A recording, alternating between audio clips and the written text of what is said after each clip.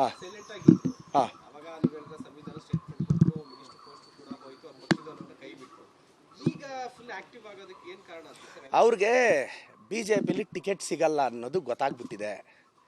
ಈಗ ಏನಾದರೂ ಮಾಡಿ ಬಿ ಜೆ ಪಿಲಿ ಟಿಕೆಟ್ ತೊಗೋಬೇಕು. ಇವರು ಬಾಯಿ ಚಪಲದಿಂದ ಲಾಸ್ಟ್ ಟೈಮ್ ಮಿನಿಸ್ಟ್ರ್ ಪೋಸ್ಟು ಕಳ್ಕೊಂಡ್ರು.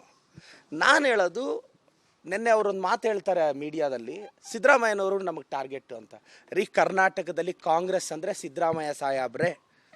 ನಿನಗೆ ಸಿದ್ದರಾಮಯ್ಯ ಸಾಹೇಬ್ರೆ ಟಾರ್ಗೆಟ್ ಆದರೆ ನಮಗೂ ನೀನೇ ಟಾರ್ಗೆಟ್ಟು. ಇನ್ನು ನಿನ್ನ ಬಾಯಿಗೆ ಬಂದಂಗೆ ಮಾತಾಡ್ತಿದ್ರೆ ನೋಡ್ಕೊಂಡಿರ್ಬೇಕಾ ಅನಂತಕುಮಾರ್ ಹೆಗಡೆ ಅವರೇ? ಒಂದು ಮುಖ್ಯಮಂತ್ರಿಗಳ್ರಿ, 45 ವರ್ಷದ ಅನುಭವ ಇರೋರು ಮಾತಾಡೋವಾಗ ಬನ್ನಿ ಮಾತಾಡೋಣ, ಕಾಮ್ ಕಿ ಬಾತ್ ಮಾತಾಡೋಣ ಬನ್ನಿ, ನಿಮ್ಮ ಮನ್ ಕಿ ಬಾತ್ ಜೊತೆ ಕಾಮ್ ಕಿ ಬಾತ್ ಮಾತಾಡೋಣ ಬನ್ನಿ. 10 ವರ್ಷ ಯು ಪಿ ಎ ಗೌರ್ಮೆಂಟ್ ಏನು ಮಾಡಿದೆ, UPA 1 UPA 2 ಅಂತ ನಾವು ಹೇಳ್ತೀವಿ. ನೀವು 10 ವರ್ಷ ಏನು ಮಾಡಿದ್ದೀರ ಅಂತ ಬನ್ನಿ. ರಾಮ ಮಂದಿರ ವಿಚಾರ ತೆಗಿತೀರಾ, ಧರ್ಮದ ವಿಚಾರ ತೆಗಿತೀರಾ. ನಾವು ಹಿಂದೂ ಧರ್ಮದವ್ರಿ, ನಮಗೂ ಶ್ರೀರಾಮ ಆರಾಧ್ಯ ದೈವ, ನಿಮಗಿಂತ ಹೆಚ್ಚಾಗಿ ಪೂಜಿಸ್ತೀವಿ ನಾವು. ಅದೇನೋ ನಿಮ್ಮ ಅಪ್ಪನ ಮನೆ ಆಸ್ತಿ ಥರ ಆಡ್ತಾ ಇದ್ದೀರಾ. ಇದೆಲ್ಲ ಸರಿ ಇರಲ್ಲ ಅನಂತಕುಮಾರ್ ಹೆಗಡೆ ಅವರೇ. ನಿಮ್ಮ ಬಾಯಿ ಚಪ್ಪಲನ್ನು ಮುಂದುವರಿಸ್ತೀವಿ ಅಂದರೆ ಮುಂದುವರಿಸಿ. ನೀವು ಒಂದು ಮಾತಾಡಿದ್ರೆ 4 ಮಾತಾಡೋದು ನಮಗೂ ಗೊತ್ತು. ನೋಡೋಣ ಫೈಟ್ ಎಲ್ಲಿಗೆ ಹೋಗಿ ನಿಲ್ಲುತ್ತೋ.